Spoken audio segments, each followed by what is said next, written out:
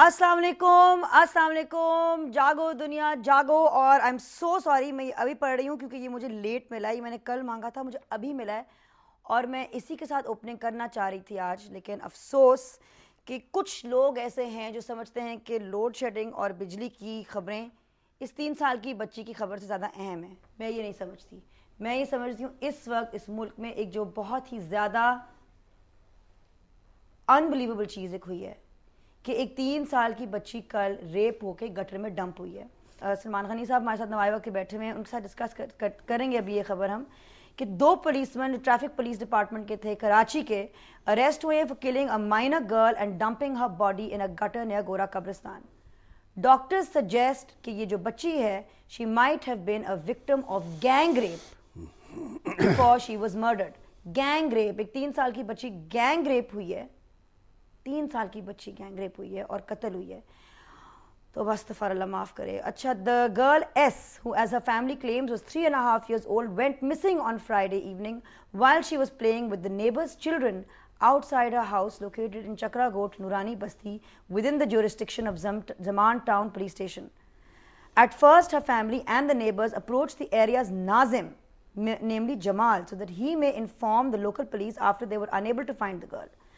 Finally on Sunday the search for S was still underway. नगमा जो वो भी एक बच्ची है और एस की कज़न है, उन्होंने नगमा ने अपनी फैमिली को बताया कि उसने 2 पुलिसमैन को देखा जो टॉफियां देते हुए उस बच्ची को 5 रुपए दिए और टॉफियां दी और कहा कि हमारे साथ आओ। Hearing this, the angry family along with the people of the area captured the 2 policemen for kidnapping S and thrashed them. The angry people also tried to burn them alive, but the area's police reached the scene and they were reluctantly handed over to the police. The police were beaten up so badly they had no choice but to confess. उन्होंने confess कर लिया where they had dumped S's body. The body was found and shifted to Jinnah Postgraduate Medical Center. The girl was the youngest amongst 2 brothers and her father had a small private business. So, but the 2 culprits, namely Constable Noor Muhammad, son of Taj Muhammad, and Head Constable Bashir, son of Mahir Ali, were posted at Korangi Crossing Traffic Police Section and Defence Traffic Police Section respectively. They had rented a house located near S's house about 2 months back. My God, water tank में उन्होंने कहा हमें body मिली water tank में float करते हुए। FIR number 3311 kidnapping has been named. My God, तशद्दुद के निशान और रेप के निशान इस 3 साल की बच्ची के ऊपर। बात यह कि दरिंदगी की इससे बदतरीन मिसाल कोई नहीं, और इससे मैं समझता हूँ कि बड़ा वाक़या ये है कि ये उन लोगों की तरफ से हुआ है जो कानून के मुहाफ़िज़ हैं, जिन्होंने इस तरह के वाक़यात का सदेबाब करना है, इस तरह के रुझानात का ख़ात्मा करना है। जब वो ख़ुद दरिंदगी की ऐसी मिसालें कायम करेंगे, मैं समझता हूँ कि ये सिंध हुकूमत के लिए चैलेंज की हैसियत रखता है ये वाक़या, और ऐसे लोग किसी किस्म की मैं समझता हूँ रूल रायत के मुस्तहिक नहीं। मुझे तो समझ नहीं आ रही इससे आगे मैं बढ़ कैसे सकूँगी प्रोग्राम में।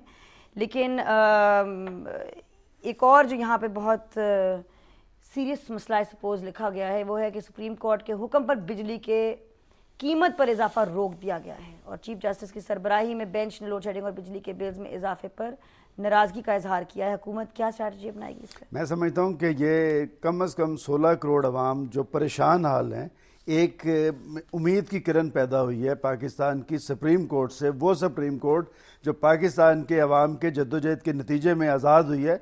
मैं समझता हूँ ये काम हमेशा हुकूमतों के होते हैं कि वो अवाम को रिलीफ फराहम करे, और ख़ुसूसन ऐसी हुकूमत जिसे अवाम ने मुंतखब किया हो। बदकिस्मती ये है कि पिछले 1.5 साल से आप देख लें कि ये हुकूमत महंगाई, बेरोज़गारी, गुर्बत के तदारक के लिए वजूद में आई थी, और इसमें कई गुना इजाफा हुआ है।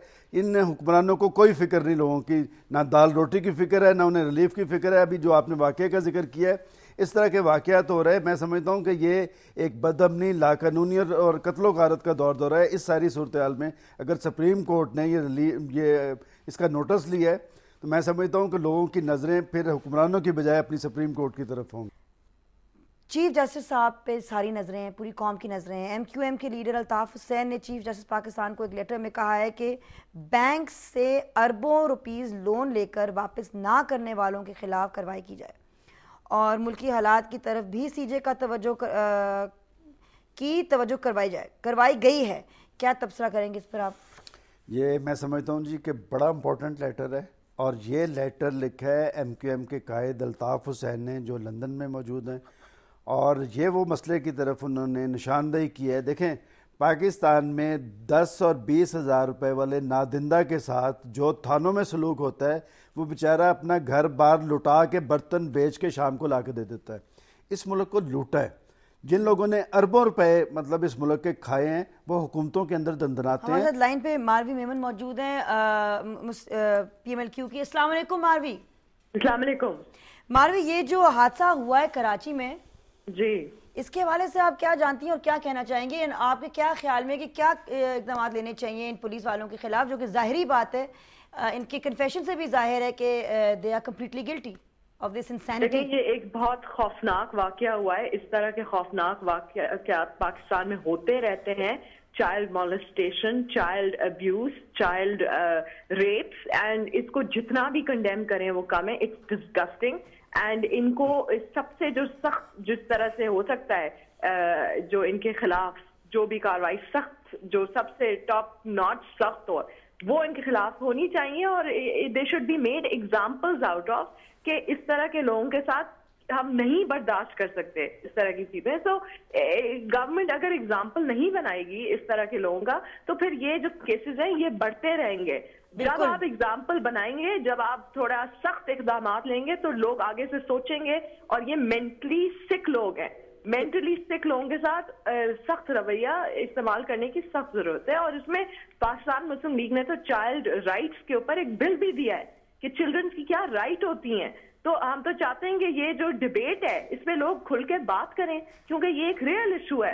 یہ جب ایک ایک کر کے کیسز سامنے آتے ہیں، شکر ہے کہ میڈیا آزاد ہے، کہ یہ میڈیا بتا سکتا ہے اس طرح کے جو سوشل سک ایشوز آتے ہیں. تو ہم چاہتے ہیں کہ اس سے اب یہ ٹیبو نہ ہو، ان پہ بات ہو اور سخت اقدامات لیے جائیں.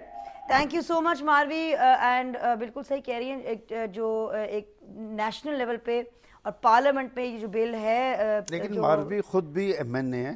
بڑی اچھی بات ہے کہ اس طرح کے واقعات پہ بات کرتی رہتی ہیں. اس واقعے کو بھی قومی اسمبلی میں اٹھائیں اور تحریک استحقاق جمع کریں. اور یہ جو ان کا بل ہے جس کے بارے میں بات کر رہی ہیں، میں سمجھتا ہوں کہ اگر خواتین اراکین جو ہے، بچوں کی حفاظت جو ہے، بچیوں کی، کہ خواتین اراکین اسمبلی کو اپنا رول ادا کرنا چاہیے، چونکہ یہ براہ راست عوام کے سامنے تو جواب دہ نہیں، چونکہ یہ لوگ آئی خواتین کے حقوق کے تحفظ کے لیے.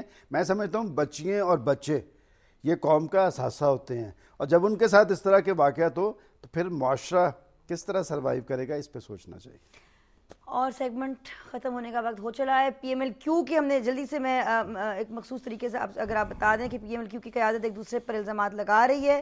ایک نئی بیچ جو پارٹی میں شروع ہو گئی ہے وہ یہ ہے. 2 باتیں جی اس میں آپ کو کر دیتا ہوں. دیکھیں، جمہوری سسٹم کا استحکام ہمیشہ مضبوط سیاسی جماعتوں کے ساتھ ہوتا ہے، اور سیاسی جماعتوں کے اندر ٹوٹ پھوٹ کے عمل کے پیچھے ہمیشہ غیر سیاسی عنصر ہوتا ہے. یہ ایک مکافات عمل ہے. اس سے پہلے ایک غیر سیاسی عنصر، ایک فوجی ڈکٹیٹر نے پاکستان مسلم لیگ نون کو توڑا تھا. اس میں سے پاکستان مسلم لیگ کاف نے جنم لیا تھا. اب مسلم لیگ کاف کے 3 دھڑے ہو چکے ہیں: فارورڈ بلاک، چٹھا گروپ اور خود پاکستان مسلم لیگ کاف. یہ لمحہ فکریہ پاکستان کے سیاسی کارکنوں کے لیے، سیاسی قیادت کے لیے. اگر ملک کے اندر سیاسی جماعتوں کے واقعتاً روٹس ہوتے، ان کے اندر جمہوری عمل ہوتا، تو سیاسی جماعتوں کے اندر یہ ٹوٹ پھوٹ کا عمل اچھا نہیں. اور میں سمجھتا ہوں کہ سیاسی جماعتیں جتنی مضبوط ہوں گی، ڈیموکریسی مضبوط ہوگی، جمہوری ادارے مضبوط ہوں گے. اور پاکستان کی سیاسی جماعتوں کو چاہیے کہ اب اسٹیبلشمنٹ کے کہنے پہ کچھ کرنے کی بجائے پاکستان کے عوام کے اندر اپنے روٹس قائم کریں. یہ ملک جمہوریت کی بنیاد پہ وجود میں آیا تھا، جمہوریت کے ذریعے قائم رہ سکتا ہے انشاءاللہ. اور مجھے چاہیے تھا میں ماروی سے ضرور یہ پوچھتی، لیکن اس وقت مجھے آج کل ایکچولی صرف ابھی آج تو وہ بچی کے سوال میں کچھ دماغ میں آ ہی نہیں رہا ہے. بہرحال غنی صاحب، thank you so much for being with us. See you انشاءاللہ سون. اور ناظرین ہمارے ساتھ جاگتے رہیے. ایک بہت خاص مہمان بھی ہیں ہمارے ساتھ، بہت خاص.